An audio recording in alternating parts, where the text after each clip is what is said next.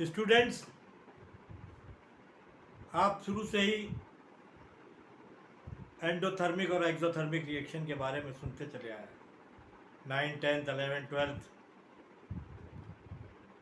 Actual में दोनों में फ़र्क क्या है? पहले तो मैं एक इम्पॉर्टेंट चीज़ आपको बताऊं कि केमिकल रिएक्शन जहाँ पर होता है वहाँ पर जो रिएक्टेंट प्रोडक्ट बनाते हैं उनके बॉन्ड टूटते हैं, और जो प्रोडक्ट बनता है उसके नए बॉन्ड बनते हैं।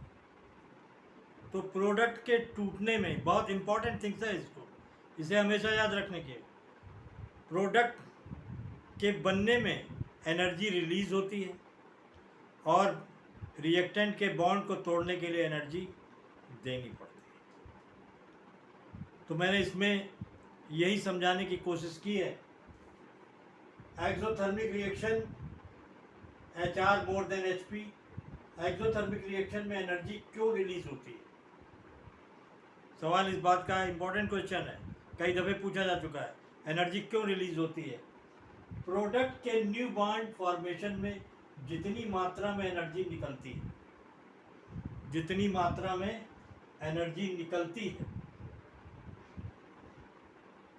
उससे कम मात्रा में एनर्जी रिएक्टेंट के बॉन्ड को तोड़ने के लिए खर्च होती है।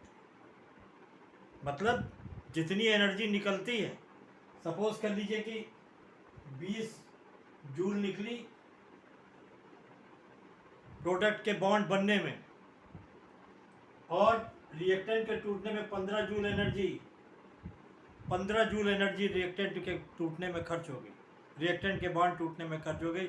तो 5% एक्स्ट्रा एनर्जी जो है वो क्या है, सराउंडिंग में रिलीज हो जाएगी।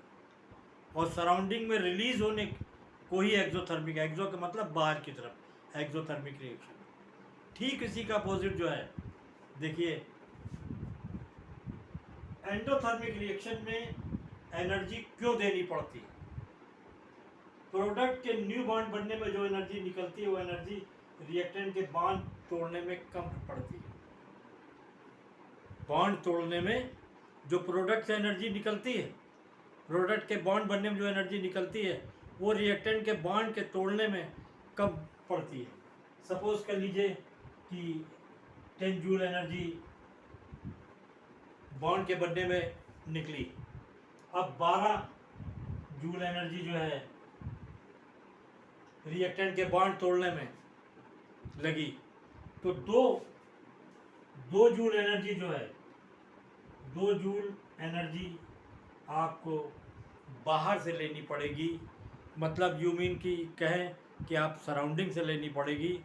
इसीलिए इसको एंडोथर्मिक और उसको एक्सोथर्मिक रिएक्शन कहते हैं। ये चीज़ आपको पूरी केमिस्ट्री में, पूरी फिज़िक्स में आपको अगर इसको समझ लेंगे तो ये हर जगह आपके कहीं ना कहीं काम आएगी। किसी भी चैप्टर में आप उठा के देख लीजिए कि केमिकल रिएक्शन होते हैं, रिएक्टेंट के बॉन्ड टूटते हैं, प्रोडक्ट के नए बॉन्ड बनते हैं, एनर्जी निकलती है। यहीं पे बच्चों को कन्फ्यूजन थोड़ा सा हो जाता है।